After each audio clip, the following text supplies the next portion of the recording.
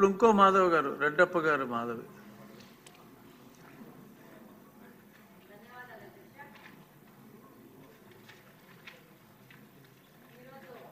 రాష్ట్రంలో ఈ మాదక ద్రవ్యాల విషయం వస్తే ఈ స్కూల్స్ దగ్గర సరౌండింగ్లో ఉన్న కూల్ డ్రింక్ షాప్లో కానీ దాంట్లో కానీ మరి ఏ మత్తు పదార్థం కలుపుతున్నారో తెలియదు కానీ ఆ మత్తు పదార్థం ఇచ్చి ఆడపిల్లలకి ముఖ్యంగా వాళ్ళకి షాప్కి వెళ్ళి కూల్ డ్రింక్ తాగితే దాంట్లో ఏదో కలిపి వాళ్ళని అలవాటు చేసి వాళ్ళ ద్వారా మిగతా ఆడపిల్లలను కూడా అట్రాక్ట్ చేసి దాని ద్వారా వాళ్ళని ఎక్స్ప్లాయిట్ చేసే పరిస్థితి ఉంది అధ్యక్ష. దీని మీద మంత్రి గారికి ఆ చుట్టుపక్కల ఉన్న పోలీస్ స్టేషన్లో వాళ్ళకి కౌన్సిలింగ్ ఇచ్చి ఆ యొక్క స్కూల్స్ మీద ఒక నిఘా వేయాల్సిన అవసరం ఉంది అధ్యక్ష. రెండో పాయింట్ ఏంటంటే గాంజా తగ్గుముఖం పట్టింది కానీ వాటి మీద ఏమాత్రము ఈజీగా తీసుకోకుండా దాని మీద ఇంకా కఠిన చర్యలు తీసుకొని వాళ్ళ మీద ఈ పెడ్లర్స్ మీద కఠినమైన కేసులు బుక్ చేయాల్సిన అవసరం ఉంది అధ్యక్ష.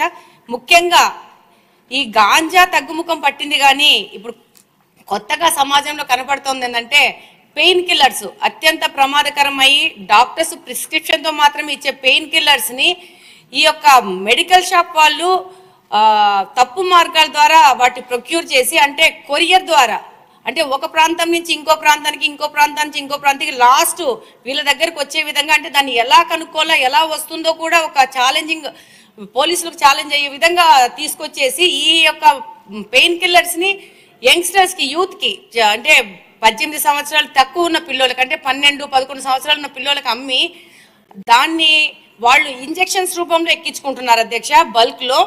దానివల్ల వాళ్ళ ఆరోగ్యం దెబ్బతింటా ఉంది. ఇంట్లో వాళ్ళు తల్లుల దగ్గర వాళ్ళని కొట్టి వాళ్ళని హింసించి కూడా డబ్బులు దొంగతనం చేయడం కానీ వాళ్ళని హింసించి తీసుకుపోవడం జరుగుతుంది వీటిని కొనుక్కోవడానికి. రెండో విషయం ఏంటంటే ఈ యొక్క పెయిన్ కిల్లర్స్ వాడడం వల్ల దాన్ని ఒక గ్రూప్ ఒకటేసారి ఒకటే ఇంజెక్షన్లో ఎక్కించుకోవడం వల్ల దానివల్ల అంటువ్యాధులు కూడా ప్రబలే అవకాశం ఉంది అధ్యక్ష.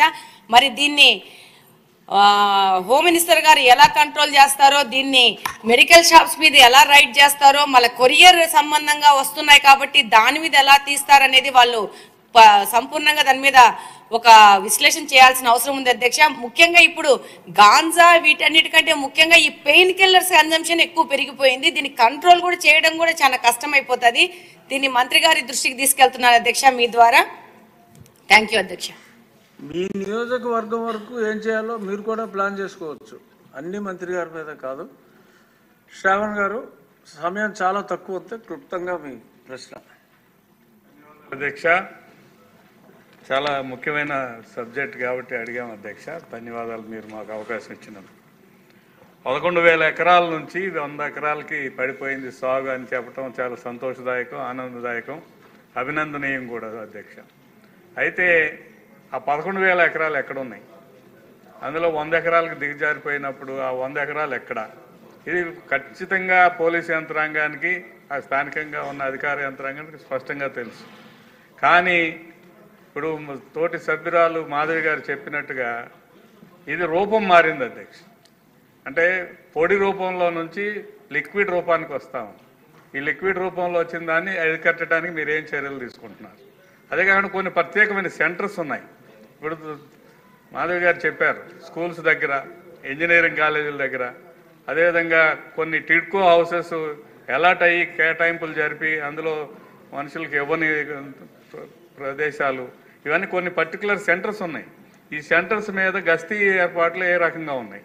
యాక్చువల్గా ఇదివరకు గస్తీ ఏర్పాటు ఉండటం వల్ల ఇటువంటివన్నీ తగ్గాయి. ఇప్పుడు పోలీస్ యంత్రాంగం అంతా కొన్ని పనులు కేటాయిస్తున్నారు తప్ప రోజు గస్తీ తిరిగి ఆ పర్టికులర్ పాయింట్స్ని టచ్ చేసి ఇక్కడ ఎవరెవరు తిరుగుతున్నారు, ఏ రకమైన యాక్టివిటీ జరుగుతుందని చేసే పరిస్థితి లేదు అధ్యక్ష.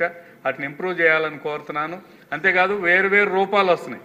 ఒక లిక్విడే కాకుండా వైట్నర్ అని ఇట్లా డిఫరెంట్ మెటీరియల్ వస్తూ ఉంది, అందుబాటులో వస్తుంది. వాటికి కూడా సంబంధించిన విషయాల మీద ప్రత్యేక శ్రద్ధ పెట్టాలి. దాని మీద కూడా హోంమంత్రి గారు సమాధానం చెప్పాలని కోరుతున్నాను అధ్యక్ష. మళ్ళీ ఏంటి మాధవ్ గారు? మా పరిధిలో ఎస్పీ గారి దగ్గరికి వెళ్ళి కంప్లైంట్ ఇవ్వడం జరిగింది, బాధితులను కూడా తీసుకెళ్లి చూపించడం జరిగింది. కానీ ఇది ఒక కాన్స్టిట్యున్సీ లెవెల్లో మా లెవెల్లో చేసే విషయం కాదు అధ్యక్ష. అంటే ఇప్పుడు తాడిపత్రి నుంచి ప్రొద్దుటూరు వచ్చి ప్రొద్దుటూరు నుంచి కడపకు వస్తుందంటే ప్రభుత్వ పరంగా దీని మీద కఠిన చర్యలు తీసుకోవాల్సిన అవసరం ఉంది. మా తాహెత్తుకు మించిన సమస్య అధ్యక్ష ఇది. అంటే కాదంటలేదు మాధవ్ గారు, కానీ ఒక్క హోంశాఖ బాధ్యతే కాదు, ప్రతి ఎమ్మెల్యే కూడా ఇది బాధ్యత తీసుకుంటే, మీరు అన్నట్టు 3-4 నియోజకవర్గాలు చెప్పారు, ఆ ఎమ్మెల్యేలు అందరూ కూడా బాధ్యత తీసుకుంటే ఇది అంత కష్టం కాదు. అంటే we have to give our helping hand as MLAs to the honourable home minister, then only there would be a comprehensive solution. Courier కంపెనీల మీద నిఘా వేయాల్సిన అవసరం ఉంది. దాంతో పాటు మెడికల్ షాప్స్ మీద సీరియస్ రైట్స్ చేయాల్సిన అవసరం ఉంది. వాళ్ళు ఏ విధమైన బిల్లులు లేకుండా వీటిని తెచ్చుకుంటున్నారు. కాబట్టి ఇది పెద్ద సమస్య. ఇప్పుడు ఏంటంటే గాంజా అంటే ఒక చోట కూర్చొని చేయడం అవుతుంది. ఇదేముంది, ఒక ఇంజెక్షన్ తీసేసుకొని పెట్టుకుంటే ఆ రోజుకి అయిపోయా. దాదాపు దీని మీద కొన్ని వేల మంది పిల్లలు ఎఫెక్ట్ అవుతున్నారు. అది కూడా దారిద్ర్య రేఖన కింద ఉన్న పిల్లలు, పని చేసుకున్న పిల్లలు, డబ్బులు లేని పిల్లలు, వీళ్ళు దాని మీద అడిక్ట్ అవుతున్నారు. దానివల్ల చాలా సమస్యలు పెరుగుతున్నాయి. అధ్యక్ష అనిత గారు, అన్ని ప్రశ్నలకి సమాధానం.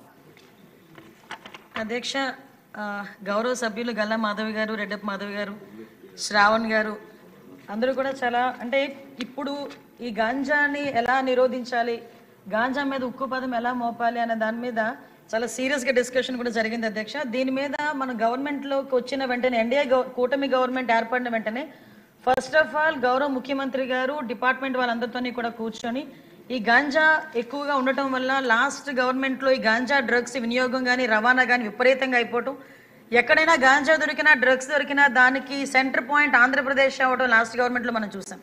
దీని నేపథ్యంలో ఫస్ట్ ఆఫ్ ఆల్ ఈ క్రైమ్ రేట్ని తగ్గించాలి అంటే ఈ గాంజాని అరికట్టాలి, అదేవిధంగా డ్రగ్స్ని అరికట్టాలి అనే ఏకైక ఉద్దేశంతో గౌరవ చంద్రబాబు నాయుడు గారు సీఎం గారు ఒక ఏర్పాటు చేసుకుని ఈగల్ అని ఒక సపరేట్గా ఒక వింగ్ని కూడా ఏర్పాటు చేయడం జరిగింది అధ్యక్ష.